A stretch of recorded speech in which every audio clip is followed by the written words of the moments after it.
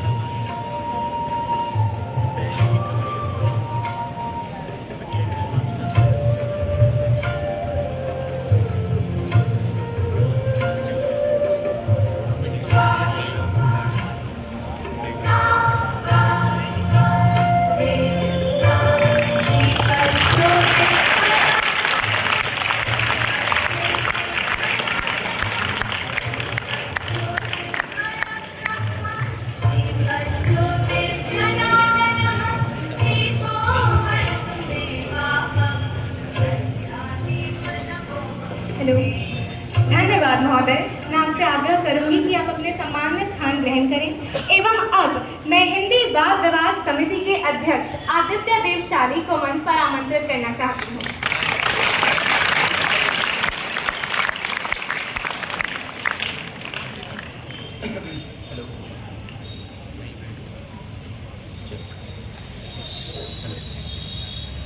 सर्वप्रथम मैं आग्रह करूंगा हमारे निदेशक महोदय श्री एच.एस. मान सर जी का, जो कि हमारे और आप सभी के हिंदी वाद विवाद क्लब के नाम की घोषणा करेंगे।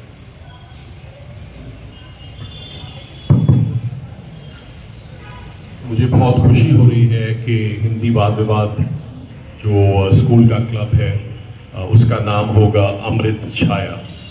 Very good luck to all the members of our club.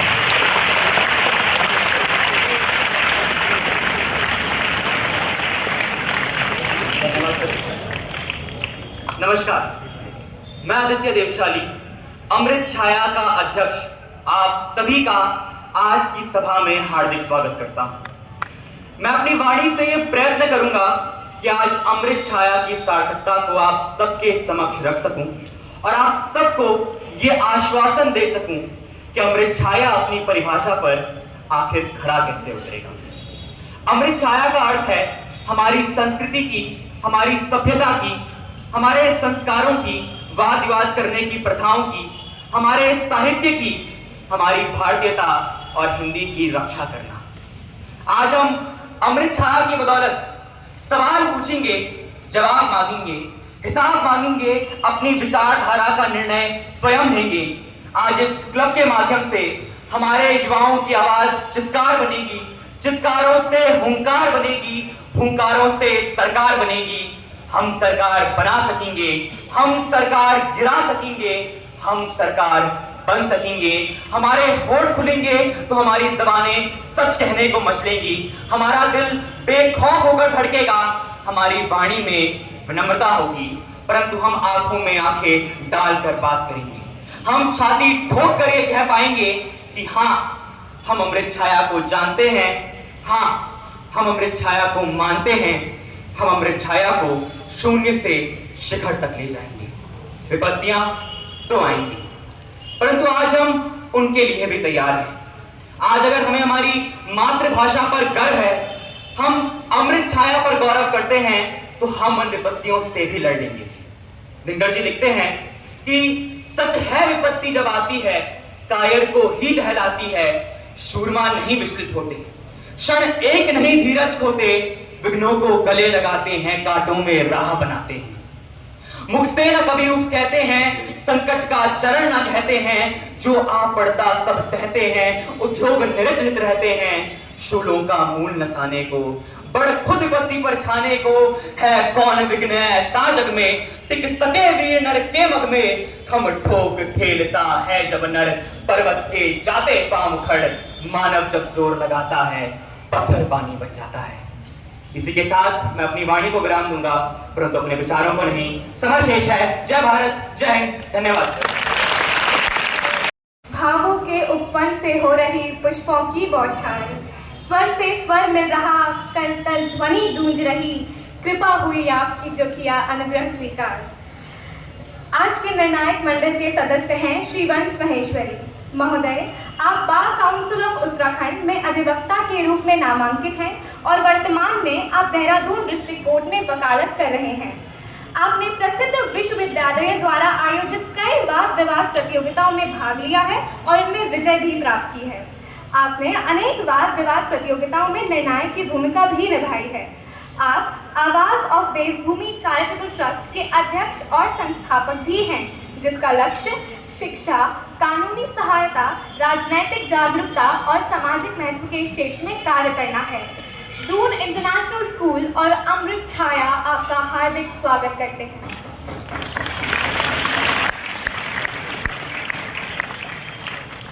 निर्णायक मंडल की दूसरी निर्णायिका है प्रियांशी मनीरा जी महोदया। आप law college of Dehradun Uttaranchal university BBA LLB की तृतीय वर्ष की छात्रा हैं। आपने उत्तराखंड के प्रसिद्ध विश्वविद्यालयों द्वारा आयोजित हिंदी वाद विवाद प्रतियोगिताओं में भाग लेने के साथ साथ उन्हें जीता भी है। वर्तमान में आप रॉबस्ट वर्ल्ड ऑर्गेनाइजेशन के लिए उत्तरांचल यूनिवर्सिटी की स्टूडेंट कैंपस एम्बेसडर भी हैं। आप लॉ कॉलेज ऑफ देहरादून की वाद विवाद समिति में सदस्य भी हैं। दून इंटरनेशनल स्कूल और अमृत छाया आपका हार्दिक स्वागत करते हैं।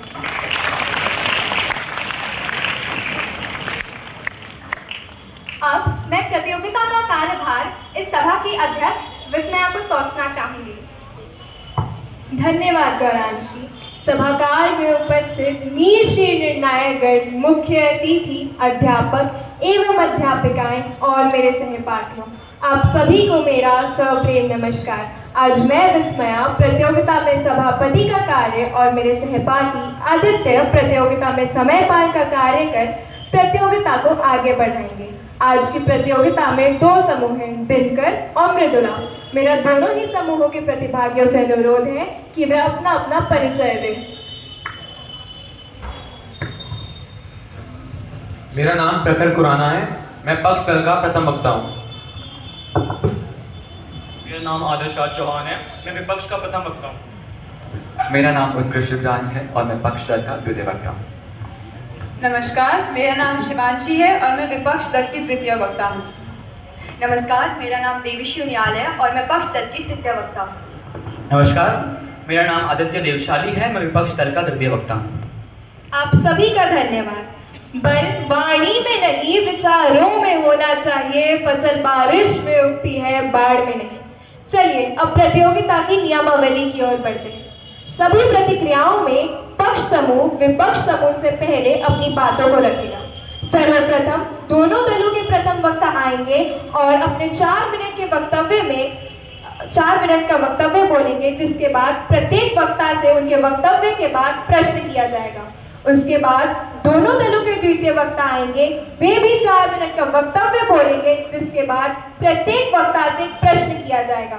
उसके बाद दोनों ही दलों के तृतीय वक्ता आएंगे, जो अपने पक्ष का समाहार प्रस्तुत करेंगे।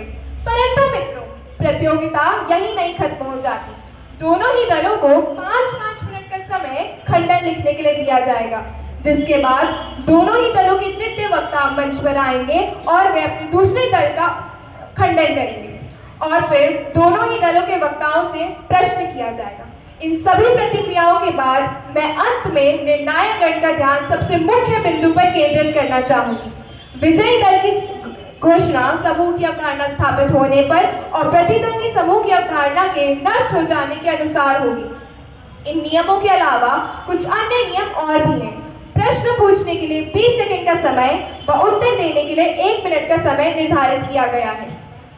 मेरा दोनों ही समूहों के प्रतिभागियों से अनुरोध है कि वे सदन की गरिमा का उल्लंघन ना करें और किसी भी प्रतिभागी पर व्यक्तिगत टिप्पणी ना करें। धन्यवाद। अब बिना समय को व्यतीत करते हुए मैं पक्ष दल के प्रथम वक्ता प्रखर को मंच पर आमंत्रित करना चाहूंगी। नमस्कार, आज मैं पक्ष दल का प्रथम वक्ता होते हुए अपनी अवधारणा स्थापित करने जा रहा हूँ। चलिए सबसे पहले विषय के मूल शब्दों का अर्थ समझते हुए विषय को परिभाषित करते हैं। बुद्धिजीवी। बुद्धिजीवी एक ऐसा व्यक्ति होता है जो किसी विषय की गंभीरता को समझता है और उसे हर एक पहलू से देखता है। ये व्यक्ति ज्ञान, समझ और विवेक के साथ चलता है और समाज में चेतना और जागरूकता को बढ़ाने में योगदान देता है। राष्ट्रीय शिक्षा नीति। ये सरकार द्वारा शिक्षा के क्षेत्र में शिक्षा प्रणाली को बेहतर करने के लिए और अपने युवाओं को उच्च शिक्षा प्राप्त करने के लिए एक नीति है, जिससे जो नई प्रणाली होगी वो बच्चे या युवा के विकास की बात करेगी, बिना किसी आयाम को नजरअंदाज करे हुए। सरल भाषा में कहा जाए तो ओवरऑल डेवलपमेंट के लक्ष्य की ओर पहला कदम उठाएंगे। वर्तमान भारत यानी विश्व गुरु की राह पर चलने वाला भारत, वो भारत आर्थिक, सामाजिक, जियोपॉलिटिकल, नैतिक, सांस्कृतिक, तकनीकी क्षेत्र में प्रगति कर रहा हो और विश्व में प्रगतिशील देश के आदर्शों की राह पर चल रहा हो। लागू कर देना चाहिए यानी इम्प्लीमेंट कर देना चाहिए। यहाँ चाहिए शब्द का उपयोग हुआ है, जो आज के बुद्धिजीवियों के साथ साथ समाज की मांग की बात भी करता है।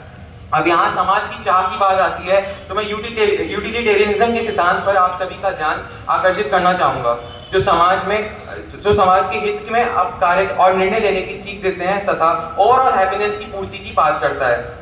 इन परिभाषाओं को देखते हुए आज का विषय कुछ इस प्रकार नजर आता है कि आज बुद्धिजीवियों का यह सदन प्रगतिशील भारत में एक उच्च शिक्षा की प्रणाली की चाह रखता है, उसकी मांग करता है और जो कि राष्ट्रीय शिक्षा नीति से ही पूरी हो सकती है। आज मेरे दल की अवधारणा है कि हम अपने प्रगतिशील भारत को शिक्षा के क्षेत्र में भी विकासशील बनाएं और भारत की संस्कृति एवं क्षेत्रीय भाषाओं को सशक्त बनाएं, ताकि वे विश्व गुरु की दहलीज पर खड़ा न रहकर विश्व गुरु के मुकाम को हासिल कर सके। अपने पहले रचनात्मक तर्क की ओर बढ़ते हुए मैं आपको ब्रॉफन-ब्रेनर के पारिस्थितिक तंत्र सिद्धांत के बारे में बताना चाहूँगा, जो एक व्यक्ति के विकास के बारे में बात करता है, जिसके 5 स्टेजेस होते हैं, जिसमें आज हम माइक्रो सिस्टम की बात करेंगे, जो सबसे प्रभावशाली आयाम होता है, किसी भी व्यक्ति के विकास में सबसे महत्वपूर्ण भागीदारी रखता है। इस सिस्टम में परिवार और विद्यालय आता है। यदि आज वर्तमान भारत में राष्ट्रीय शिक्षा नीति को लागू कर दिया जाता है तो इससे बच्चों के विकास की नींव मजबूत हो जाएगी और वे ओवरऑल डेवलपमेंट की ओर पहला कदम उठाएंगे। यहाँ से मैं अपने दूसरे रचनात्मक तर्क की ओर बढ़ूंगा, जो ओवरऑल डेवलपमेंट की बात करता है। मान्यवर, हमें समझना होगा कि आज प्रस्तावना पक्ष केवल शिक्षा के क्षेत्र में विकास की बात नहीं करता, बल्कि उस बच्चे के मानसिक, शारीरिक, सांस्कृतिक और मनोवैज्ञानिक विकास की भी बात करता है। अब मैं अपने तीसरे रचनात्मक तर्क की ओर बढ़ते हुए आपसे राष्ट्रीय विकास की बात करना चाहूँगा। मान्यवर, राष्ट्रीय शिक्षा नीति के साथ जीडीपी में भी धन के निवेश की संख्या 1.6% से 6% तक बढ़ गई है। इसी के साथ ध्यान दिया जाता है ग्रॉस एनरोलमेंट रेशियो पर, जिसका लक्ष्य 50% की बढ़ोतरी 2035 तक का है। ये बात सिद्ध करती है कि हमारा प्रगतिशील भारत अर्थात वर्तमान भारत शिक्षा के क्षेत्र में ऊंचाइयों को छू सकता है। अपने चौथे रचनात्मक तर्क की ओर बढ़ते हुए मैं सामाजिक अधिगम सिद्धांत के बारे में बताना चाहूँगा। ये कहता है कि सीखना अवलोकन और अनुकरण के माध्यम से होता है। या हम बाकी देशों की शिक्षा प्रणालियों के माध्यम से कुछ नया और बेहतरीन सीखकर अपने देश की प्रणाली में बदलाव लाएंगे, और इस बदलाव की भावना को लाने वाले हमारी राष्ट्रीय शिक्षा नीति ही है। आज प्रस्तावना पक्ष राष्ट्रीय शिक्षा नीति के परिप्रेक्ष्य में सामाजिक, वैश्विक, आर्थिक एवं मनोवैज्ञानिक आयामों से सिद्ध करेगा कि क्यों राष्ट्रीय शिक्षा नीति भारत के विकास में आवश्यक हो जाती है और क्यों उसे वर्तमान भारत में लागू कर देना चाहिए। अब मैं अपनी अवधारणा को पुनः दोहराना चाहूँगा, जो कि है कि हम अपने प्रगतिशील भारत को शिक्षा के क्षेत्र में भी विकास करवाना चाहते हैं, ताकि हमारा भारत विश्व गुरु की दहलीज को हासिल कर सके। धन्यवाद। मैं पूछना चाहूंगा कि राष्ट्रीय शिक्षा नीति में मिड डे मील का प्रावधान है, परंतु ये देखा गया है कि कई राज्यों में मिड डे मील स्कीम के नाम पर नमक रोटी दी जाती है। ऐसे में आप इसको लागू कैसे करेंगे? टिप्पणी कीजिए। देखिए, अनुमति है। देखिए, आपने मिड डे मील स्कीम्स की बात करी। मिड डे मील स्कीम हमने अपने नए बजट में से 6% इसमें 6% शिक्षा के उसमें दिया गया है, जिससे हम इसमें मिड डे मील स्कीम को इंश्योर करेंगे कि वो सही तरीके से लागू की जा रही है या नहीं। देश में इससे पहले भी मिड डे मील स्कीम थी, राष्ट्रीय शिक्षा नीति के लागू होने से पहले भी स्कीम थी। अब हम राष्ट्रीय शिक्षा नीति के लागू होने के बाद इसे सही तरीके से देखेंगे और देखेंगे कि ये सही तरीके से लागू की जा रही है या नहीं। धन्यवाद। प्रश्न व उत्तर दोनों ही समय सीमा के अंतर्गत था। अब मैं विपक्ष दल के प्रथम वक्ता आदर्श राज को मंच पर आमंत्रित करना चाहूंगी। अध्यक्ष महोदय की अनुमति से अनुमति है। मैं शुरू करूंगा। 3, 2, 1। नमस्कार। सर्वप्रथम आज का विषय समझते हैं। आज का विषय कहता है बुद्धिजीवी। बुद्धिजीवी कौन है? बुद्धिजीवी वो हैं जो आसपास के वातावरण को समझते हैं, शिक्षा को समझते हैं, तथा प्रज्ञा प्रेमी कौन होते हैं? और प्रज्ञा प्रेमी होते हैं। प्रज्ञा प्रेमी कौन है? प्रज्ञा प्रेमी वो है जो आसपास के वातावरण का ज्ञान रखता है। वो ये निश्चित करता है कि समाज में रिक्त उत्पन्न ना हो तथा सही को सही और गलत को गलत बताया जाए और उसका समाधान भी प्रस्तुत किया जाए। इसके बाद राष्ट्रीय शिक्षा नीति क्या है? राष्ट्रीय शिक्षा नीति में बहुत से नए बदलाव आए हैं, परंतु ये बदलाव केवल कागज पर ही अच्छे लगते हैं। जैसे कि ट्राई लैंग्वेज फॉर्मूला, जिसमें से एक मातृभाषा या स्थानीय भाषा है, दूसरी भारत की 22 संवैधानिक भाषाओं में से एक भाषा और तीसरी भाषा कोई भी विदेशी भाषा, जिसके लिए हमारे पास शिक्षक ही नहीं है। ये ड्राफ्ट 2020 में आया था, जिसमें 4 सेक्शन और 27 चैप्टर हैं, जिसमें बहुत चीजें अच्छी हैं, परंतु ज्यादातर चीजें वर्तमान काल में लागू हो ही नहीं सकती है। ये केवल यूटोपियन समाज में लागू हो सकती है। आज विपक्ष पर बर्डन ऑफ प्रूफ ही यही है कि हमें मतलब नहीं कि नीति अच्छी है बुरी, परंतु ये है कि ये लागू हो सकती है या नहीं हो सकती। आज इतने संसाधनों की कमी में ये लागू होना असंभव है। इसके बाद वर्तमान शब्द की बात की गई है, यानी हम भविष्य की बात नहीं कर रहे हैं, हम वर्तमान की बात कर रहे हैं। और अफसोसजनक वर्तमान परिवेश की स्थिति इतनी सशक्त नहीं। इसके बाद लागू कर देना चाहिए कहा गया है, अर्थात अच्छे बुरे की बात ही नहीं हो रही, लागू कर सकते हैं नहीं और लागू करके सफल होगी नहीं, इसकी बात कर रहे हैं। अब संसाधन की कमी कैसे है? ऐसे है कि आज राष्ट्रीय शिक्षा नीति किस स्तर को बढ़ा देने की बात करते हैं। कैसे बढ़ेगी? अध्यापकों से। परंतु क्या वर्तमान में इतने अध्यापक हैं? क्या भारत में वर्तमान में इतने अच्छे और शिक्षित अध्यापक हैं? जी नहीं। तो ये किस प्रकार लागू होगी? आज राष्ट्रीय शिक्षा नीति ऑनलाइन शिक्षा की बात करती है, परंतु उन ग्रामीण इलाकों का क्या जहाँ पे इतना विकास नहीं है, जहाँ पे ये चीजें उपलब्ध ही नहीं है। आज जिन विद्यालयों में महिलाओं के लिए एक शौचालय नहीं है, वहां की स्थिति कैसी होगी ये तो अनुमानित है। देवी और सज्जनों, ये 6% जीडीपी को लगाने का सपना दिखाते हैं, जब भारत की जीडीपी केवल 3% तक भी नहीं है। और भारत शिक्षा पर पैसे खर्च करने के लिए भारत 140वें स्थान पर आता है। आज जिन विद्यालयों में राष्ट्रीय शिक्षा नीति लागू होने की बात हो रही है, उनकी स्थिति को एक उदाहरण से समझते हैं। उत्तर प्रदेश में मिड डे मील स्कीम के नाम पर बच्चों को नमक और रोटी खिलाई जाती है, तो आप इसको लागू कैसे कर सकते हैं जब सच्चाई इतनी गंदी है? अब 42nd अमेंडमेंट के मुताबिक जो शिक्षा है वो स्टेट लिस्ट में थी, जो अब कॉन्करेंट लिस्ट में आ जाएगी। अर्थात अगर राज्य और केंद्र सरकार के बीच में कोई विवाद होता है तो फिर सारी शिक्षा का भार केंद्र सरकार के ऊपर आने का डर है। अब मैं आपको हमारे 4 आयामों से अवगत कराना चाहूंगा। हमारा पहला आयाम है सामाजिक आयाम, जो बताता है कि कि अभी तक भारत के राज्यों में इतनी तारतम्यता नहीं आई है कि वो साथ में काम कर पाए। हर राज्य के अलग अलग राय हैं, तो इसको वर्तमान में लागू करना तो बस रिफ्ट उत्पन्न कर सकता है, और हम बुद्धिजीवी हैं, हमारा कार्य है कि समाज में रिफ्ट उत्पन्न ना हो। हमारा दूसरा आयाम है आर्थिक आयाम, जो स्पष्ट करता है कि भारत आर्थिक रूप से कितना समृद्ध है। हमारा तीसरा आयाम है तकनीकी का आयाम, जो बात करता है कि ऑनलाइन शिक्षा आदि के लिए उतना विकास नहीं हुआ है। हमारा चौथा आयाम है शैक्षिक आयाम, जो बात करता है कि विद्यालय और अध्यापकों में इतनी को सक्षम अभी बनाया जा रहा है, परंतु अभी वो इतने विकसित नहीं है कि इस नीति को लागू कर दिया जाए। मैं अपनी अवधारणाओं को दोहराना चाहूँगा। हमारी पहली अवधारणा है कि हम नीति के खिलाफ नहीं, हम नीति को लागू करने के खिलाफ नहीं है। हम नीति को लागू करने के हम ये नहीं बोल रहे कि नीति अच्छी है बुरी, हम ये बोल रहे हैं कि नीति को लागू कर देना या नहीं, लागू कर देना चाहिए या नहीं कर देना चाहिए। हमारी दूसरी अवधारणा है कि हम वर्तमान भारत की बात कर रहे हैं। तीसरी अवधारणा है कि हमारे पास इतने संसाधनों की कमी है कि ये नीति लागू नहीं हो सकती। अब हमारी द्वितीय वक्ता 4 आयामों को स्पष्ट करेगी, सामाजिक, आर्थिक, तकनीकी और शैक्षिक आयाम को, और मेरे तृतीय वक्ता उपसंहार तथा खंडन प्रस्तुत करेंगे। धन्यवाद। यदि बार बार भारत को विकास की राह पर लाने से सिर्फ इंफ्रास्ट्रक्चर के नाम पर उसे रोक देते हैं, तो आप बताइए हमारी शिक्षा प्रणाली में बदलाव कैसे आएगा और हमारा देश शिक्षा के क्षेत्र में कैसे विकास करेगा? जी, आज हम बात कर रहे हैं, अनुमति है। जी, आज हम बात कर रहे हैं कि नीति लागू हो सकती है नहीं हो सकती। अब आप देखिए कि हम क्या कर सकते हैं कि अभी ये जो नीति है ये लागू नहीं हो सकती है, क्योंकि इस पे इतने विचारधारा, सबकी विचारधारा अलग अलग है। अब आप बोल रही है कि विकास, अभी विकास कैसे होगा? अब विकास ऐसे होगा कि हम इस नीति पर अभी अच्छे से विचार करेंगे, इस पर समाधान निकालेंगे, तो अभी भारत की स्थिति इतनी सशक्त नहीं है कि वो इसका समाधान प्रस्तुत कर सके या इसको लागू कर सके। धन्यवाद। धन्यवाद आदर्श। अब विपक्ष दल के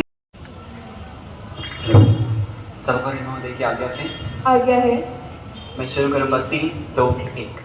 पक्ष के द्वितीय वक्ताओं को श्रीकांत का नमस्कार। माननीय पक्ष की अवधारणा में स्पष्ट करूंगा। पक्ष की अवधारणा ये है कि आज हम इस प्रगतिशील भारत को शिक्षण के क्षेत्र में भी प्रगतिशील बनाना चाहते हैं। कैसे? राष्ट्रीय शिक्षण नीति के माध्यम से, जिसके 4 आयाम हम प्रस्तुत करेंगे। माननीय सर्वप्रथम सामाजिक दृष्टिकोण। माननीय NEP हमें क्षेत्रीय भाषाओं में पढ़ने की अनुमति देता है, और आज कई शोधकर्ता, यहाँ तक कि APJ अब्दुल कलाम जी भी ये मानते थे कि क्षेत्रीय भाषाओं में ली गई शिक्षा सर्वश्रेष्ठ, सर्वोत्तम होती है, और उसमें ही हमें सबसे अधिक समझ आता है।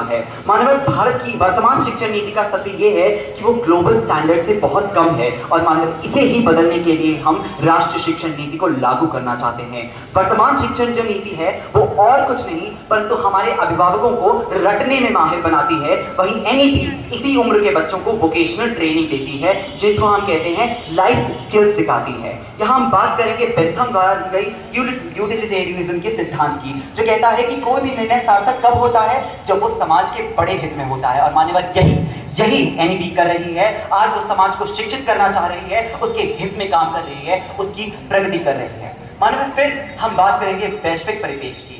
आज वैश्विक स्तर पर हमारी वर्तमान शिक्षण नीति को बहुत ही पिछड़ा हुआ, बहुत ही पुराना माना जाता है, और ये वास्तविकता भी है। वास्तविकता क्यों है? क्योंकि वर्तमान शिक्षण नीति का आधार क्या है? पराधीन भारत में लगाई गई, अंग्रेजों द्वारा लाई गई शिक्षण नीति, जो केवल और केवल भारत को लूटने के उद्देश्य से बनाई गई थी, और जिसका आधार ही ऐसा है, वो शिक्षण नीति कैसे होगी? और इसीलिए यदि भारत को आज विश्व स्तर पर, विश्व के ललाट पर प्रखर चमकना है, विश्व गुरु बनना है, तो उसे राष्ट्रीय शिक्षण नीति को अपनाना जरूरी है। मानव फिर हम बात करेंगे आर्थिक आयाम की। यदि आज हमें उच्च शिक्षा मिलेगी, उच्च श्रेणी की शिक्षा मिलेगी, तभी हमें कल रोजगार मिलेगा, और तभी हम कल देश की आर्थिक प्रगति में अपना योगदान दे पाएंगे। यहाँ पर हम बात करना चाहेंगे प्लेटो के थ्योरी ऑफ आइडियाज की, जो कहता है कि किसी भी चीज को वास्तविकता बनाने से पहले हमारे पास एक विचार होना चाहिए, एक दृष्टिकोण होना चाहिए। और आज हमारे पास, पक्ष दल के पास एक विचार है, एक दृष्टिकोण है, राष्ट्रीय शिक्षा नीति का दृष्टिकोण, विश्व गुरु बनने का दृष्टिकोण। परंतु वहीं विपक्ष के पास न कोई विचार है, न कोई दृष्टिकोण है। वो रूढ़िवादी विचारधारा को मानते हैं, वो बदलाव को स्वीकार करना ही नहीं चाहते, वो एक चीज पर ही अड़िग रहना चाहते हैं, जो हमारे समाज को प्रगति की ओर नहीं ले जाएगा। मानव फिर हम बात करना चाहते हैं मनोवैज्ञानिक आयाम की, जो कहता है कि आज विद्यार्थियों में आत्महत्या की दर बहुत तेजी से बढ़ते जा रहे हैं, जिस पर हमें चिंतन करने की आवश्यकता है। आज मुझे विपक्ष का नहीं पता, परंतु मुझसे यह आत्महत्या नहीं देखी जाएगी, मुझसे नहीं देखी जाएंगी उनकी थमी हुई धमनियां। इसलिए हम NEP का समर्थन करते हैं, जो विद्यार्थियों में बढ़ते स्ट्रेस लेवल या बढ़ते दबावों को कम करता है। आज तक हर विद्यार्थी हर चीज को रटते हुए आया है, परंतु अब ऐसा नहीं होगा। अब हर विद्यार्थी सीखेगा, जानेगा, पूछेगा और प्रगति करेगा, क्योंकि एनईपी के तहत 6-6 महीनों के सेमेस्टर्स में पढ़ाई की जाएगी, जिससे अभिभावकों पर कोई दबाव नहीं पड़ेगा एवं वो आत्महत्या नहीं करेंगे। यहाँ पर हम बात करना चाहते हैं प्लेटो की थ्योरी ऑफ जस्टिस की, जो कहता है कि मनुष्य को अपने भीतरी गुणों के हिसाब से ही अपने कार्य का चुनाव करना चाहिए, और एनईपी भी बिल्कुल ऐसा ही करता है। बच्चों को पूरी छूट देता है कि वो अपने मनपसंद विषय ले सकें। और वर्तमान शिक्षण नीति में आप यदि साइंस लेंगे तो आपको केवल पीसीएम या पीसीबी लेने की अनुमति होगी, परंतु यदि आप हमारी शिक्षण नीति से जाएं तो आप केमिस्ट्री लें तो उसके साथ पॉलिटिकल साइंस भी पढ़ सकते हैं, मैथ्स भी पढ़ सकते हैं। इसमें कोई आप कहीं बंध नहीं सकते हैं और आप अपने मनपसंद का विषय ले सकते हैं। यही बात प्लेटो की थ्योरी ऑफ एजुकेशन में भी की गई है, जो एजुकेशन को, जो शिक्षा को 3 स्तरों में बांटता है। सबसे पहले प्राइमरी, जो हम आंगनबाड़ी केंद्रों में देंगे। दूसरा सेकेंडरी शिक्षा, जिसमें हम वोकल ट्रेनिंग प्रदान करेंगे, आपको लाइफ स्किल्स प्रदान करेंगे। तीसरा हायर एजुकेशन, जो आपकी तार्किक शक्ति को बढ़ाएगा और आपके अनुभव को भी बढ़ाएगा। इसी प्रकार हम राष्ट्रीय शिक्षण नीति को अपनाकर विश्व गुरु बनेंगे, और इसलिए मैं इसका समर्थन करता हूं। धन्यवाद।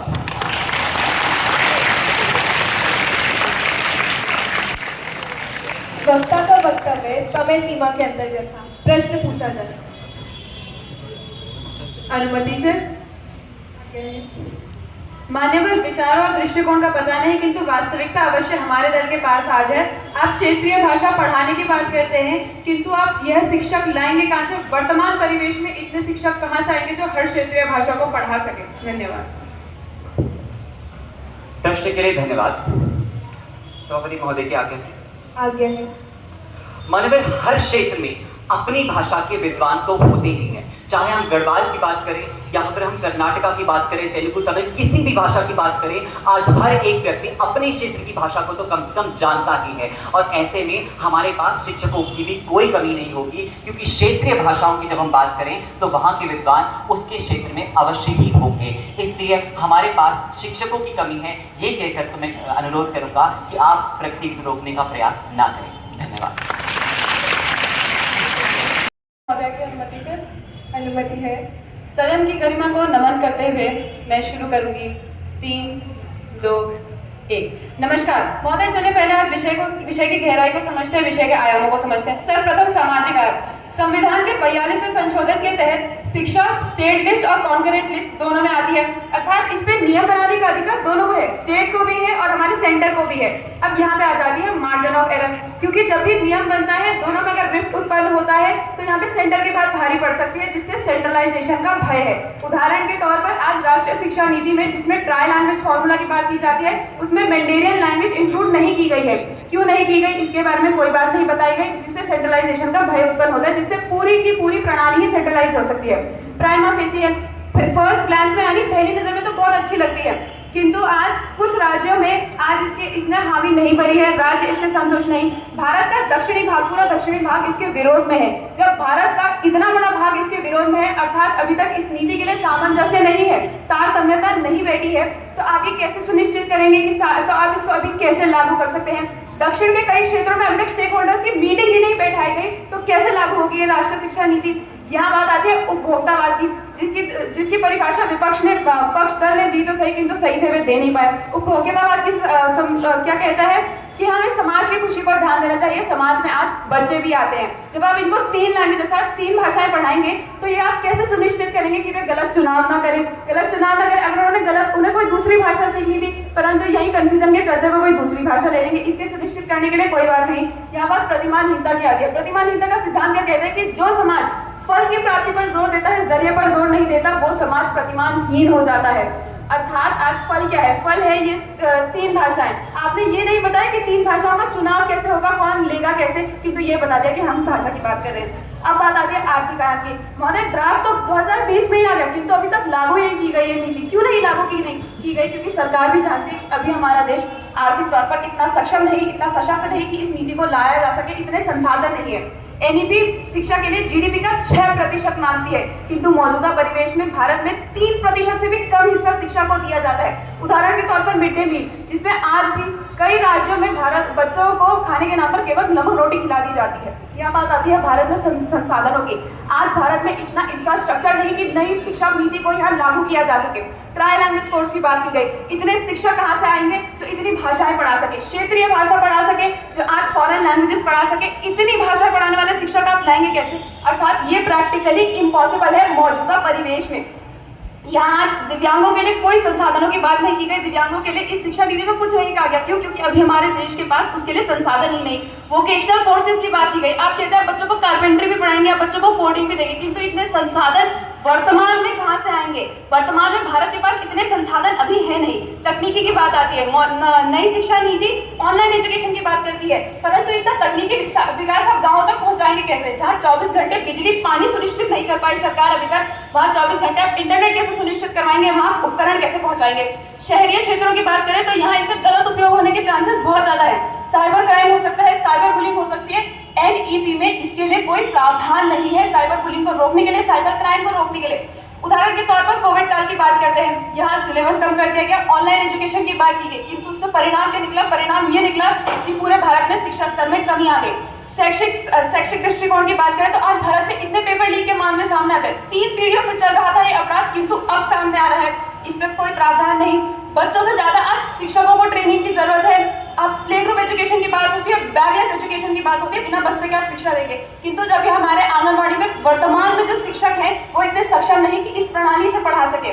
सक्षम बना रहे हैं, सक्षम बने नहीं हैं। आज विपक्ष दल नीति के विरोध में नहीं, हम नीति को गलत नहीं बताते, हम ये कहते हैं कि वर्तमान में उसको हम लागू नहीं कर सकते। आज नीति को लागू करने का समय नहीं आया है, आज है उस पर वाद विवाद करने का समय, उस पर शास्त्रार्थ करने का समय, उस पर तर्क वितर्क करने का समय, स्टेक होल्डर्स की मीटिंग बिठाने का समय, उसमें संशोधन करने का समय है, उस पर काम करने का समय है, ताकि भविष्य में लागू कर सके, वर्तमान में नहीं। धन्यवाद।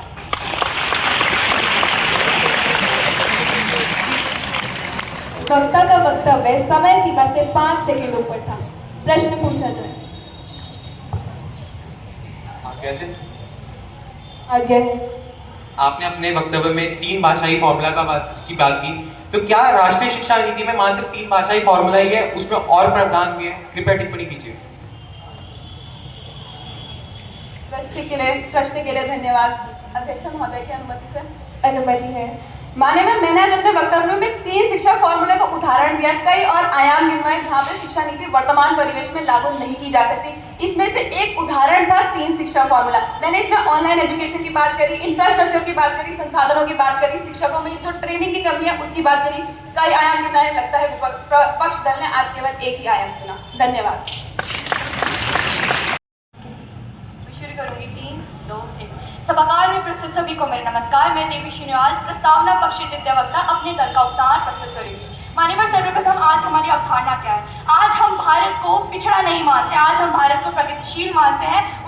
हम मानते हैं कि भारत अलग अलग क्षेत्रों में तरक्की कर रहा है और हम चाहते हैं कि वो शिक्षा के क्षेत्र में भी आगे बढ़े। और ये कैसे बढ़ेगा? राष्ट्रीय शिक्षा नीति के लागू करने से। मान्यवर, हम बताते हैं कि हमने आपको कई सारी थ्योरीज बताई, जैसे ब्रॉफेन-ब्रेनर की पारिस्थितिक तंत्र की सिद्धांत, हमने आपको यूटिलिटेरियनिज्म की थ्योरी बताई, theory of ideas, theory of justice, theory of education. फिर हमने आपको राष्ट्रीय, सामाजिक, वैश्विक, आर्थिक और मनोवैज्ञानिक दृष्टिकोण से समझाने की कोशिश करी कि क्यों आज हमारे देश में जो है राष्ट्रीय शिक्षा नीति लागू करनी चाहिए। मान्यवर, आज जो पक्ष है वो आकर ये बताता है कि इंफ्रास्ट्रक्चर की कमी है, शिक्षक सक्षम नहीं है, परंतु मैं बताना चाहूंगी आज पक्ष ये नहीं मानता, प्रस्तावना पक्ष ये मानता है कि आज हमारे शिक्षक पूर्ण रूप से सक्षम है, उनको वो अवसर नहीं मिला जा रहा है क्योंकि उनको लगता है कि अभी भी इस चीज पर विचार नहीं करा गया है। परंतु मैं बताना चाहूंगी कि राष्ट्रीय शिक्षण नीति जो है 2020 अप्रैल में आई थी, तो क्या 4 साल कम है या ज्यादा है ये पूर्ण रूप से नहीं बताते। ये नहीं बताते कि उनको और कितने साल चाहिए विचार करने के लिए कि वो क्या क्या इसमें और बेहतर करेंगे। वो ये कमियां निकालते हैं कि ट्राई लैंग्वेज से बच्चे को बहुत ज्यादा प्रेशर फील होता है, वो अंदरूनी दबाव के कारण आत्महत्या जैसे कि ऑप्शंस की तरफ जाता है। परंतु मैं बताना चाहूंगी आज यदि राष्ट्रीय शिक्षण नीति आती है तो इससे बच्चों का ही भविष्य बेहतर होता है। जो बच्चे हैं उनको उनके जो साल है उनको तोड़ दिया जाता है 5+3+3 ईयर्स में, और इसमें वो क्या करते हैं? सबसे पहले आंगनबाड़ी क्षेत्रों में 5 साल तक उनको सिर्फ और सिर्फ प्ले ग्रुप और आंगनबाड़ी सिस्टम से सिखाया जाता है। उसके बाद जो बच्चे हैं उनको वोकेशनल और एक्टिविटीज के तौर से नई नई चीज़ें सिखाई जाती है, लाइफ एक्सपीरियंस दिलाए जाते हैं। उसके बाद टेक्नोलॉजी, क्योंकि आज हम लोग तकनीकी विकास कर रहे हैं और हमारा देश जो है वो प्रगति की राह पर चल रहा है, इसलिए उन 3 सालों में वो तकनीकी के बारे में जानते हैं, उसमें वो अलग अलग वोकेशनल कोर्सेज करते हैं। उसके बाद ट्रायल एंड फॉर्मूला, आज पूर्ण रूप से विपक्ष में, परंतु आज हमारा जो प्रस्तावना पक्ष है वो ये मानता है कि यदि कोई बच्चा इस ट्रायल लैंग्वेज फॉर्मूला को अपनाता है तो वो अपने भारत को और अच्छे रूप से जान पाएगा, वो संस्कृति को जान पाएगा और उसे सशक्त बना पाएगा। धन्यवाद। हेलो, सदन की गरिमा को मेरा नमन। अनुमति से मैं शुरू करूंगा। 3, 2, 1। नमस्कार मित्रों, हमने आपको बताया कि बुद्धिजीवी क्या होते हैं। बुद्धिजीवी होते हैं प्रज्ञा प्रेमी, यानी कि प्रज्ञा क्या होती है, हमारे आसपास का वातावरण। वातावरण में क्या आता है, समाज, यानी कि समाज में शिक्षा एक महत्वपूर्ण अंग है। हम उसका विरोध नहीं कर रहे हैं, परंतु उसमें जो आप नीति लाए हैं, शिक्षा नीति, हम उसके इंप्लीमेंटेशन का विरोध कर रहे हैं। यानी कि हम नीति का विरोध नहीं, हम इंप्लीमेंटेशन का विरोध कर रहे हैं, हम लागू करने का विरोध कर रहे हैं, वर्तमान में लागू करने का विरोध कर रहे हैं। क्यों कर रहे हैं? 3 लैंग्वेज पॉलिसी की बात करी, यानी कि आप बच्चों को 3 भाषाएं पढ़ाएंगे जब वो 9वीं कक्षा में आएंगे, परंतु पढ़ाने के लिए हमारे पास वर्तमान में उतने शिक्षक नहीं है। भविष्य में होंगे, भविष्य में हो सकते हैं, परंतु वर्तमान में नहीं है। विषय क्या कहता है? वर्तमान भारत में भविष्य की बात करते हैं। फिर वे कहते हैं कि जीडीपी में हम 6% का वादा करते हैं। आपने वादा किया परंतु अपने वादे को निभाया नहीं आपने, तो वर्तमान में आप शिक्षा को कैसे इंप्लीमेंट करेंगे, शिक्षा नीति को कैसे इंप्लीमेंट करेंगे, ये उन्होंने बताया नहीं। फिर डिजिटल एजुकेशन की बात आती है, परंतु भारत जो असल भारत है वे आज भी गांव में रहता है, वहां सुख सुविधाओं के साधन तो है नहीं, तो आप नेटवर्क की सुविधा कैसे पहुंचाएंगे, ये आपने बताया नहीं। यानी कि ऑनलाइन एजुकेशन का तर्क खारिज हो चुका है। फिर वे 5+3+3+4 के नियम की बात करते हैं, जहां जो पहले 5 साल बच्चे के वहां से फाउंडेशन कोर्स पढ़ाया जाएगा, जो कि उसे आंगनवाड़ी में पढ़ाया जाएगा। परंतु आज सत्य तो यह है, वास्तविकता यह है कि आंगनवाड़ी में शिक्षक नहीं है, और वो शिक्षक कितने शिक्षित नहीं है, आंगनवाड़ी में क्या चलता है ये आप मैं पूरी सभा जानती है। ऑनलाइन एजुकेशन की बात आती है, हमने उसका खंडन किया कोविड काल से। कोविड काल के समय ऑनलाइन एजुकेशन आई थी, परंतु बच्चे साइबर बुलिंग का शिकार हुए थे, बच्चों ने इंटरनेट का दुरुपयोग किया था, जो कि शिक्षा नीति के आने के बाद भी हो सकता है। शिक्षा नीति में आप स्पेसिफिक क्लॉजेस लाइए इन चीजों को रोकने के लिए। फिर आज हमने वर्तमान भारत की बात करी है। वर्तमान भारत में क्या हो रहा है, सरकार क्या कर रही है? सरकार ने अब तक नीति को लागू नहीं किया है। 4 साल पहले ड्राफ्ट आ गया था, तब तक लागू नहीं किया है। स्टेक होल्डर्स की मीटिंग चल रही है, कई राज्यों में नहीं चल रही, यानी कि सरकार भी ये बात को जानती है कि अभी भी समय नहीं आया है लागू करने का। हम सरकार का समर्थन करते हैं। हमने 42वें संवैधानिक संशोधन की बात करी, जो कि शिक्षा को धीरे धीरे कॉन्करेंट लिस्ट में ला चुका है, और इससे शिक्षा सेंट्रलाइज्ड हो रही है, यानी कि शिक्षा जो पहले स्टेट लिस्ट में थी अब वो धीरे धीरे सेंटर के पास आ रही है। अब समझते हैं कि कार्य क्या है, कारण क्या है, परिणाम क्या है। कार्य है कि एनईपी को लागू वर्तमान भारत में नहीं किया जा सकता है। कारण यह है कि केवल अच्छे या बुरे होने से कुछ नहीं होता है, नीति कितनी प्रैक्टिकल है, नीति का इंप्लीमेंटेशन कैसे होगा, इस पर निर्भर करता है। परिणाम क्या है कि हम ये मानते हैं कि नीति में संशोधन की आवश्यकता है, नए नए क्लॉजेस की आवश्यकता है, स्टेक होल्डर्स की मीटिंग की आवश्यकता है, पूरे भारतवर्ष में तारतम्यता बिठाने की आवश्यकता है। धन्यवाद।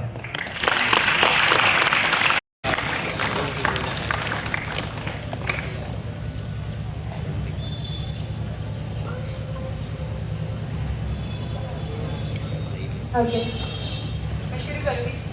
2, 1। नमस्कार। सर्वप्रथम आज का पक्ष ये पूछता है कि वर्तमान में क्यों हमें ये राष्ट्रीय शिक्षा नीति को लागू करना चाहिए। तो मैं बताना चाहूंगी, यदि आज वो वर्तमान में लागू होगी तभी हमारा भविष्य साकार होगा, तभी हमारा भविष्य सुरक्षित होगा। वे कहते हैं कि साधन की कमी है, परंतु मैं बताना चाहूंगी हमारा देश प्रगतिशील भारत है और यहाँ साधन की कमी नहीं परंतु विश्वास की कमी है, जिसकी वजह से आज ये नीति हमारे देश में लागू नहीं की जा रही। फिर वो कहते हैं कि पैसे को कैसे उपयोग करना है। मैं बताना चाहूंगी भारत में होते हुए एफिशिएंट मैनेजमेंट हमसे और बेहतर कोई नहीं जानता, और इसके साथ साथ अगर पैसे की कोई दिक्कत है तो उसमें व्यवस्था को बेटर करने की बात करनी चाहिए, व्यवस्था को सुधार की बात करनी चाहिए, ना कि किसी नीति का हमें अपोज करना चाहिए।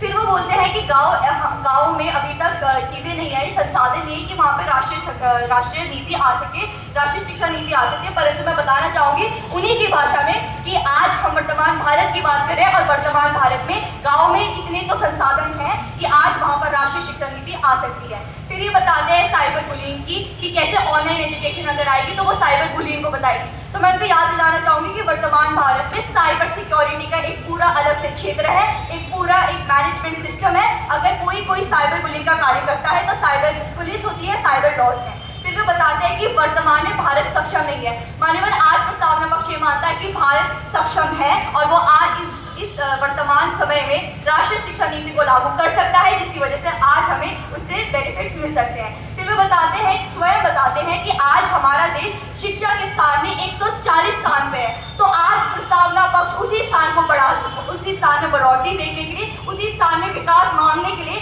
इस शिक्षा नीति का साथ देता है और ये बोलता है। अब मैं ये बताना चाहूँगी कि इनकी बात जो ये बोलते हैं कि आज जब ट्राई लैंग्वेज फॉर्मूला आएगा तो बच्चों के ऊपर बहुत मानसिक दबाव पड़ेगा, लेकिन कमाल करते हैं जब कोई बच्चा एक रट कर पढ़ रहा है उस पर कितना मानसिक दबाव तब था जो उसकी कभी काम आगे आएगा भी नहीं, उसकी बात करते हैं तब इनको मानसिक दबाव की याद नहीं आती। परंतु ट्राई लैंग्वेज फॉर्मूला जो कि एक बच्चे को विकास की ओर लेके जाएगा, उसे पूर्ण रूप से ओवरऑल डेवलपमेंट की ओर लेके जाएगा, अपने देश की संस्कृति से वाकिफ कराएगा, उस समय इन्हें मानसिक दबाव की याद आती है। मान्यवर ये कहते हैं कि आज हमारे देश में शिक्षकों की कमी है, परंतु मैं बताना चाहूंगी आज हमारे देश में शिक्षित लोगों के पास नौकरी नहीं है, बेरोजगारी की भावना है। और यदि आज हम एनईपी को लागू करना चाहते हैं तो हम उन्हीं बेरोजगार लोगों को इस मौके से रोजगार प्रदान कर सकते हैं, जिससे हमारे देश में बेहतर चीजें दिखाई दे सकती है, वो प्रगतिशील राह पर बढ़ सकता है और ऐसे ही वो विश्व गुरु के मुकाम को हासिल कर सकता है। धन्यवाद। आपने कहा कि देश में कई शिक्षित लोग हैं, परंतु शिक्षित होने में और शिक्षक होने में अंतर होता है, टिप्पणी दीजिए। प्रश्न के लिए धन्यवाद। अध्यक्ष महोदय की अनुमति से मैं उत्तर देना चाहती हूँ। मान्यवर आज जिस नीति की बात करते हैं, खासकर राष्ट्रीय शिक्षण नीति की, तो उसमें हम लाइफ एक्सपीरियंसेस की बात करते हैं, जो कि एक शिक्षित इंसान भी बच्चों को बता सकता है, जिससे कि उनके पास भी उनकी जो डेवलपमेंट में है उनमें अनुभव जैसी भावनाओं को और बढ़ोतरी मिलेगी, वे critical thinking, on the spot thinking जैसी चीज़ों को अच्छे से सीख पाएंगे। धन्यवाद। अब मैं विपक्ष के तृतीय वक्ता को मंच पर आमंत्रित करना चाहूंगी।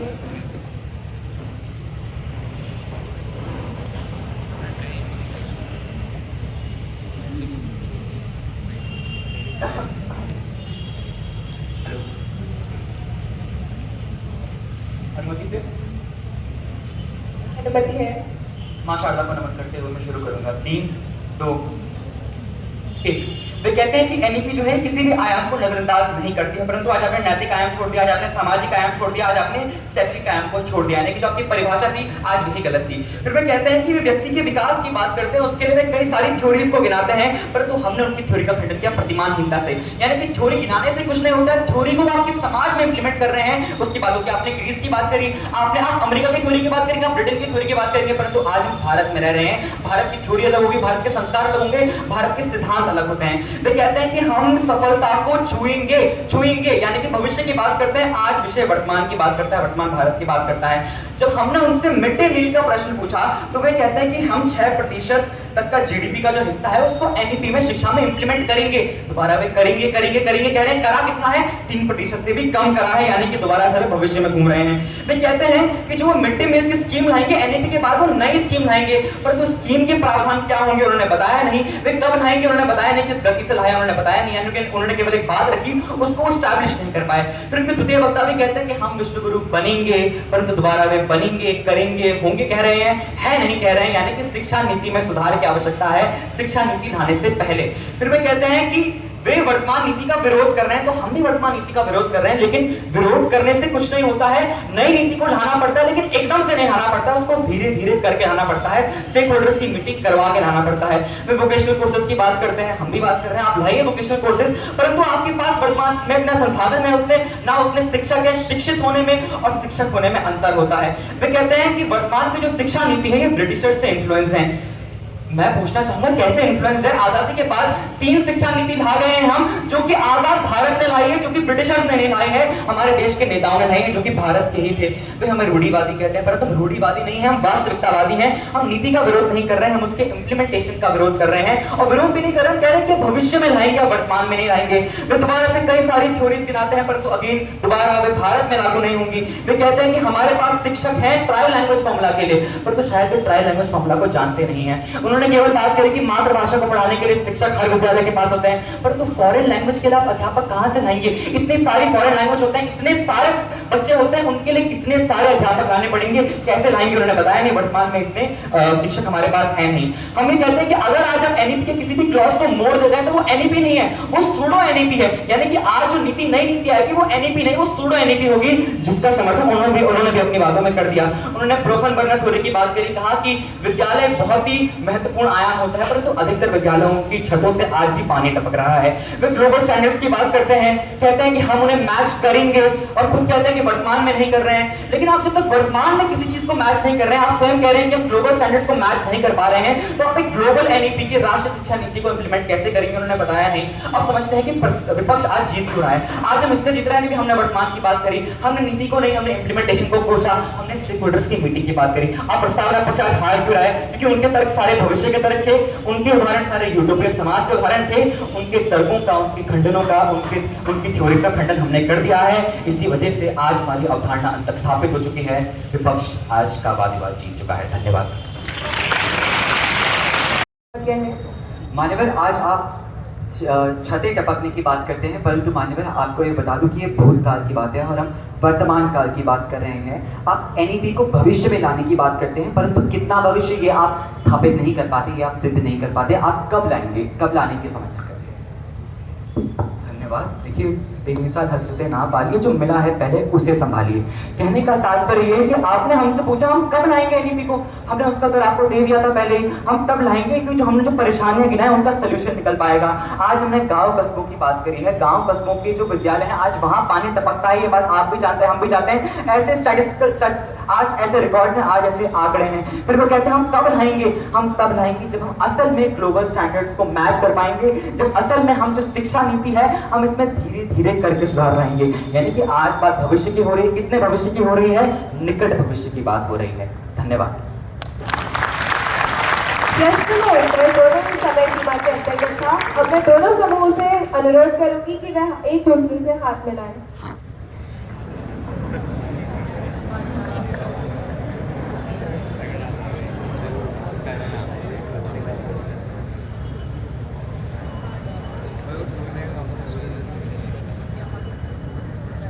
अब मैं सारा कार्यभार गौरांशी को सौंपना चाहूंगी। धन्यवादकर्ताओं को अपने बहुमूल्य विचार प्रस्तुत करने के लिए धन्यवाद। आज की प्रतियोगिता बहुत ही अद्भुत एवं अद्वितीय थी एवं प्रतिभागियों द्वारा प्रस्तुत किए गए विचार मन को छू लेने वाले और हम सबको सोच विचार करने पर मजबूर करने वाले थे, जिससे हम सभी को विषय पर सोचने का एक नया दृष्टिकोण भी मिला।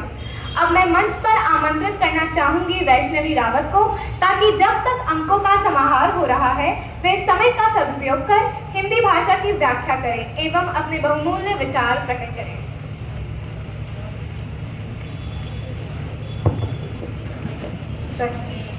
प्रणाम। मैं अपने भाषण की शुरुआत हमारे राष्ट्रीय कवि श्री रामधारी सिंह दिनकर जी के द्वारा लिखित कुछ पंक्तियों से करना चाहूंगी। कलम देश की बड़ी शक्ति है, भाव जगाने वाली, दिल की ही नहीं दिमागों में भी आग लगाने वाली।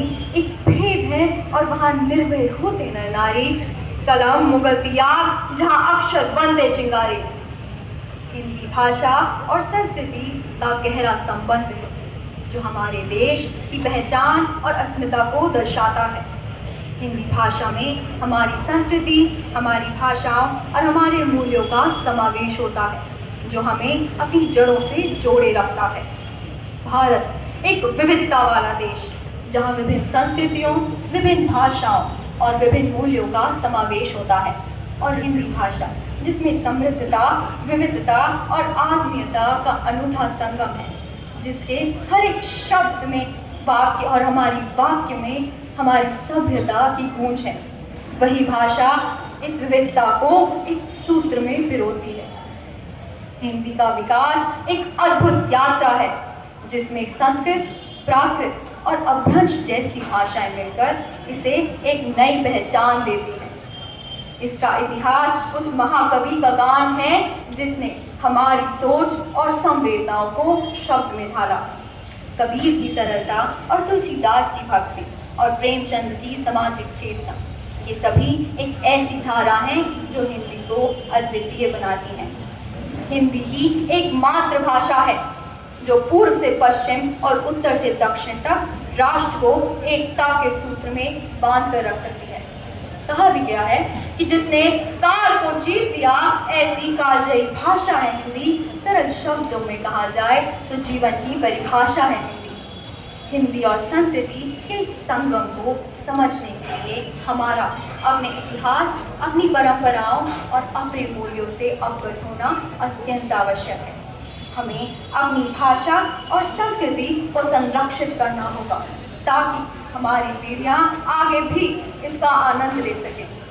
हिंदी भाषा और संस्कृति का महत्व केवल हमारे देश में नहीं बल्कि विश्व भर में है, क्योंकि ये हमें अपनी जड़ों को समझने और हमारी पहचान को मजबूत बनाने में सहायता करती है। आइए हम हिंदी भाषा और संस्कृति को बढ़ावा दें और इसकी महत्ता को समझें। अंत में मैं कुछ पंक्ति से अपनी वाणी को विराम देना चाहूँगी कि सागर में मिलती धाराएं हिंदी सबकी संगम है, शब्द नाद लिपि से भी आगे एक भरोसा अनुपम है। गंगा कावेरी की धारा साथ मिलाती हिंदी है, पूर्व पश्चिम उत्तर दक्षिण सेतु बनाती हिंदी है। हम सबको एक सूत्र में पिरोती ये भाषा हमारी हिंदी है, ये भाषा हमारी हिंदी है। धन्यवाद।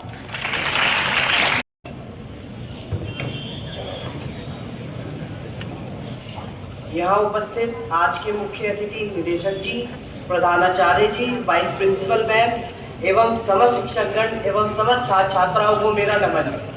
आज की जो डिबेट एनईपी पर हुई है, प्रथम पक्ष और द्वितीय पक्ष ने अपने अपने तर्क रखे, अपने वाद विवाद में अपने अपने तर्क रखे, परंतु जो पार्लियामेंट्री डिबेट होती है, संसदीय वाद विवाद होता है, उसमें यही देखा जाता है कि अंत तक किसका आर्ग्यूमेंट, कौन अपने तर्क को इस्टेब्लिश कर पाया है। दोनों पक्षों ने अपने पक्षों को बहुत अच्छे से रखा। एनईपी की जो बात करी, जो हमारा टॉपिक था NEP new education policy, new education policy में कई समस्याएं भी हैं, उसके बेनिफिट्स भी हैं। अगर कोई चीज़ आती है तो उसके साथ बेनिफिट्स भी होते हैं, अगर किसी चीज़ की मेरिट होती है तो उसकी डीमेरिट्स भी होती है।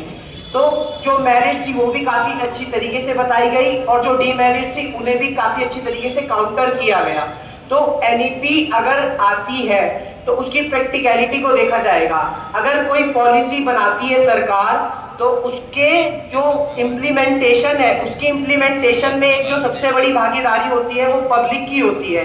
तो इसमें जो पब्लिक है, पब्लिक को भी ये पॉलिसी समझनी चाहिए और सरकार का इसमें साथ देना चाहिए, क्योंकि आगे जब हम विश्व गुरु की तरफ बढ़ रहे हैं, हमने अपना लक्ष्य बनाया 2047 में कि हम विकसित भारत बनाएंगे।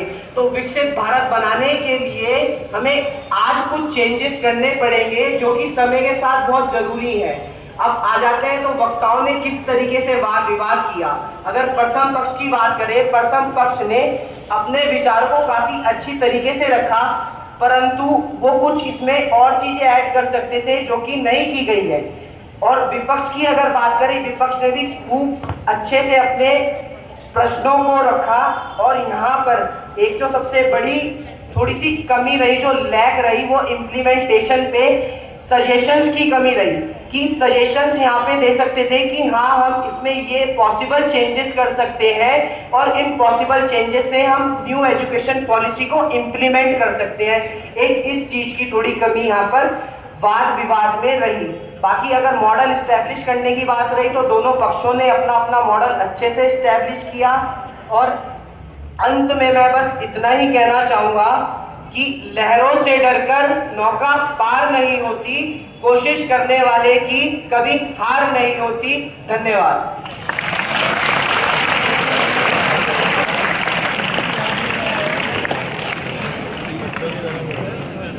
धन्यवाद महोदय। अब मैं प्रियांशी मनीरा नाम को मंच पर आमंत्रित करना चाहूंगी, जिनसे मैं आग्रह करती हूं कि वे आज की प्रतियोगिता के संदर्भ में अपने विचार प्रस्तुत करें।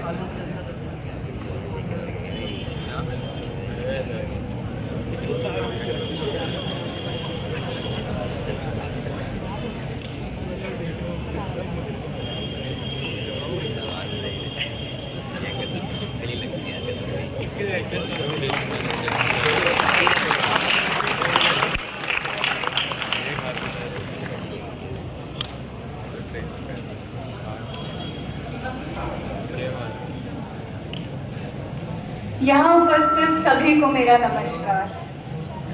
जहाँ विचारों का संगम होता है वहीं नए रास्तों की शुरुआत होती है। आज हम सभी यहाँ संसदीय वाद विवाद प्रतियोगिता में जुटे हैं। जहां हम न केवल विचारों का आदान प्रदान कर रहे हैं बल्कि नई संभावनाओं का भी स्वागत कर रहे हैं। सबसे पहले मैं दून इंटरनेशनल स्कूल के प्राचार्य जी और श्रीमती प्रियंका भासीन जी का दिल से धन्यवाद करना चाहती हूँ। आपके प्रयासों और समर्पण ने इस कार्यक्रम को सफल बनाने में महत्वपूर्ण भूमिका निभाई है। मुझे निर्णायक मंडल में सहभागी बनने का अवसर मिला, जिसके लिए मैं बहुत बहुत आभारी हूँ। सभी वक्ताओं ने अद्भुत तर्क प्रस्तुत किए। बात की जाए भारत की नई शिक्षा नीति या न्यू एजुकेशन पॉलिसी की, तो आपकी बातों ने हमें सोचने पर मजबूर कर दिया। कुछ वक्ताओं ने संवाद के महत्व पर जोर दिया, जबकि विपक्ष ने बेहतरीन सवाल उठाए और चुनौतियां दी। यह दर्शाता है कि हर विचार के दो पहलू होते हैं और इसी से संवाद की गहराई बढ़ती है। आप सभी ने साबित कर दिया कि सही तर्क और तथ्य के साथ हम क्या कर सकते हैं। आपके विचार न केवल गहरे थे, बल्कि उन्होंने यह भी समझाया कि असहमति से नए विचारों का जन्म होता है। यह प्रतियोगिता हमें यह सिखाती है कि विचारों का आदान प्रदान हमारी सोच को विस्तारित करता है।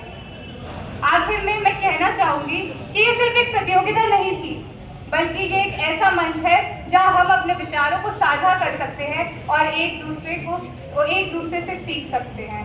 धन्यवाद।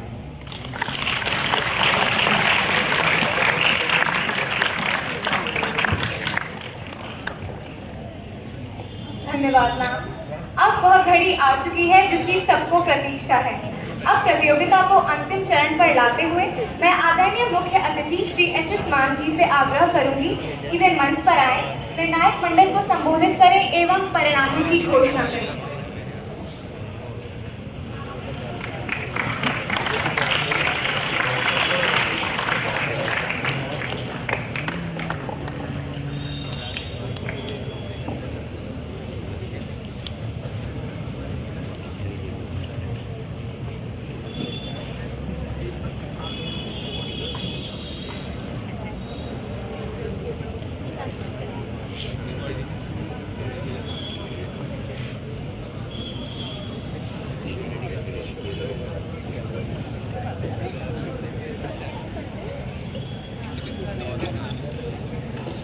निर्णायकगणों से अनुरोध करूंगी, कृपया आप भी मंच पर आएं।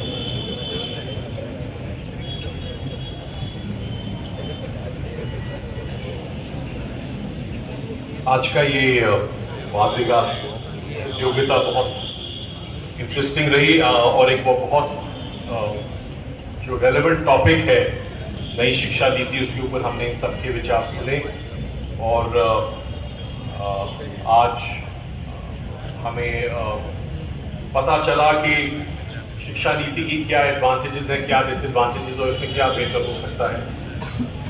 I'd like to congratulate हमारे जो आज स्पीकर्स थे, उन्होंने बहुत अच्छे तरीके से अपने तर्क पेश करे और मैं इनके जो विनर्स हैं उनके नाम अनाउंस करूंगा। होनहार वक्ता देवशी उनियाल,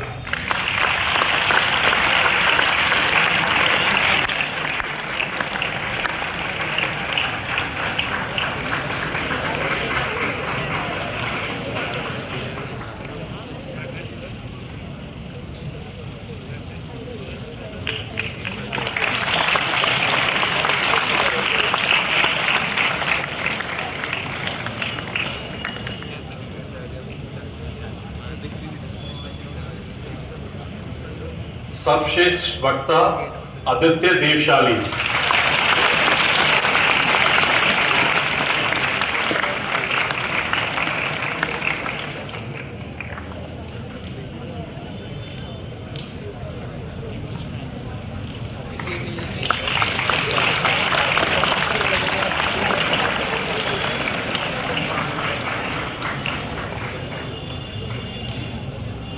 और विजयी दल आज का है विपक्ष।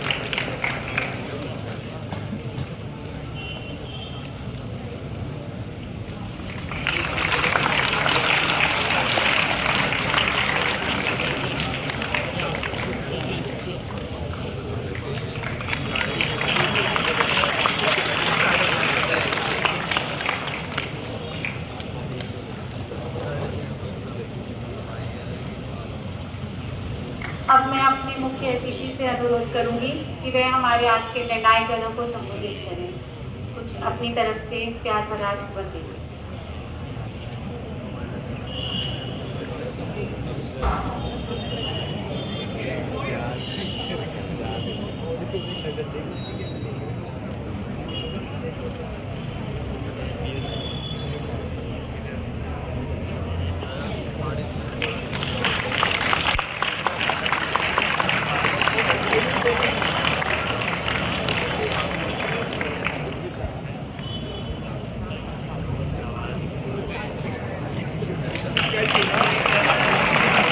All the participants to please come forward.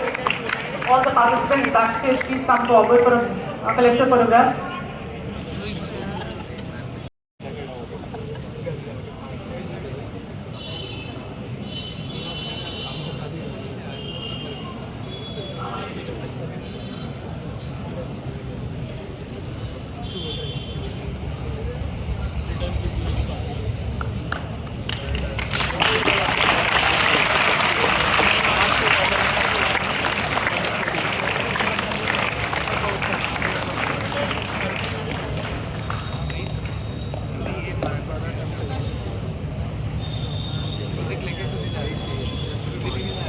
बनाने वाले महाअनुभवों का अगर धन्यवाद न किया जाए तो इस कार्यक्रम की सफलता का कोई अर्थ नहीं रहेगा।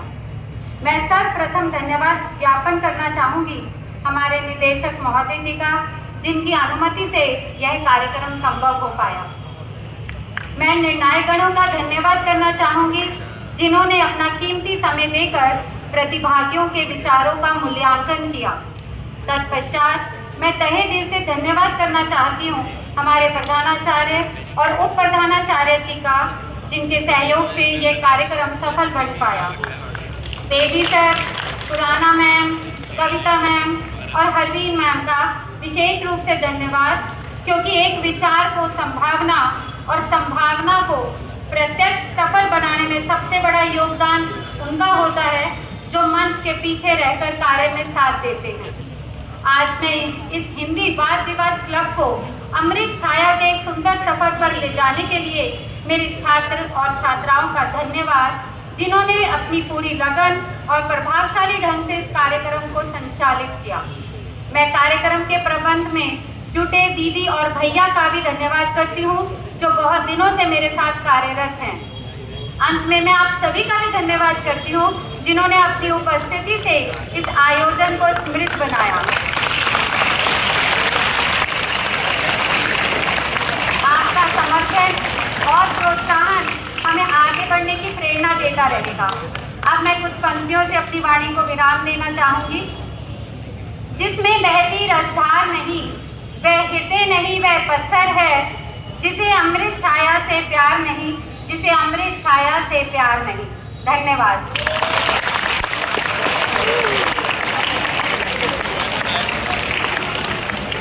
Thank you everyone. Now I request the teacher.